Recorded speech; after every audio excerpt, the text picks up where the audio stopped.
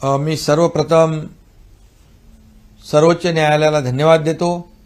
त्यांनी महाराष्ट्रातल्या जनतेच्या भावना लक्षात घेऊन आज एक क्युरेटिव्ह पिटिशन जी सुप्रीम कोर्टात सरकारच्या वतीने दाखल केली होती ती स्वीकृत केली आणि ते ऐकण्यासाठी 24 जानेवारी ही तारीख देण्यात आलेली आहे।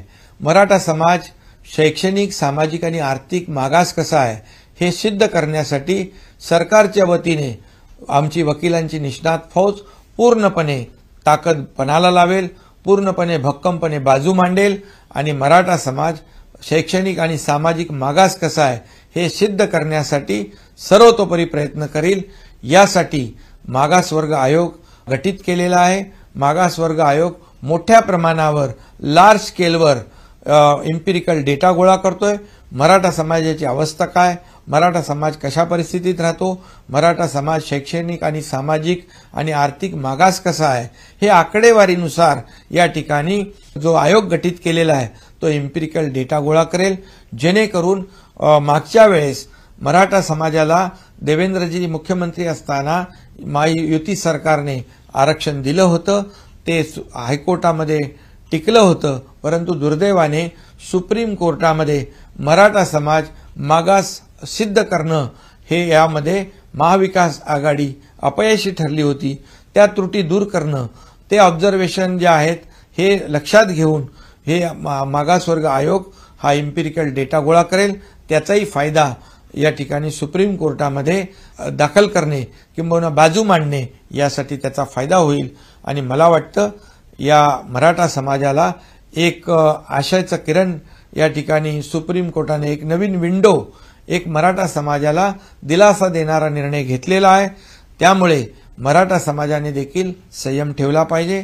माझं आंदोलनकर्ते इतरही कोणी असतील, जरांगे पाटील असतील, त्यांना देखील आता आंदोलन करण्याची वेळ येणार नाही अशा प्रकारची भावना, अशा प्रकारचं मत आमचं आहे। त्यामुळे यामध्ये सरकारला पूर्णपणे सहकार्य करण्याची आवश्यकता आहे आणि सगळ्यांनी कायदा सुव्यवस्था, शांतता, सुव्यवस्था राखणं ही आपली सगळ्यांची जबाबदारी आहे आणि या ठिकाणी जातीमध्ये तेढ निर्माण होणार नाही याची देखील काळजी घेण्याची आवश्यकता आहे। त्यामुळे सगळ्यांनी संयम बाळगावा, शांतता बाळगावी आणि 24 जानेवारीला सरकारच्या वतीने पूर्णपणे मराठा समाजाची बाजू सरकारच्या वतीने या ठिकाणी निष्णात वकिलांची फौज भक्कमपणे मांडेल अशा प्रकारची खात्री मी या ठिकाणी देतो। आमचं सरकार मराठा समाजाला आरक्षण देण्यास कटिबद्ध आहे। आमची सुरुवातीपासून भूमिका आहे मराठा समाजाला आरक्षण देताना ओबीसी असेल, इतर कुठल्याही समाजावर अन्याय होणार नाही याची दक्षता, याची काळजी घेतोय आम्ही आणि ती भूमिका सरकारची आहे आणि त्याचबरोबर आम्ही प्रामाणिक प्रयत्न करतोय। प्रामाणिक प्रयत्न केल्यामुळे एमपीएससीच्या अधिसंख्य पदांना मॅटने दिलेली स्थगिती कालच हायकोर्टाने उठवलेली आहे। शेकडो विद्यार्थ्यांना यामध्ये दिलासा मिळालेला आहे, त्यांना अपॉइंटमेंट मिळतील, त्यांना रोजगार नोकऱ्या मिळतील, हा देखील एक प्रकारचा मराठा समाजातल्या विद्यार्थ्यांना न्याय मिळालेला आणि त्यांचा विजय आहे आणि म्हणून प्रामाणिकपणे सुप्रीम कोर्टात देखील मराठा समाजाला न्याय मिळवण्यासाठी आम्ही प्रयत्न करू। सरकारची भूमिका एकदम स्पष्ट आहे आणि त्याप्रमाणे सरकार काम करते।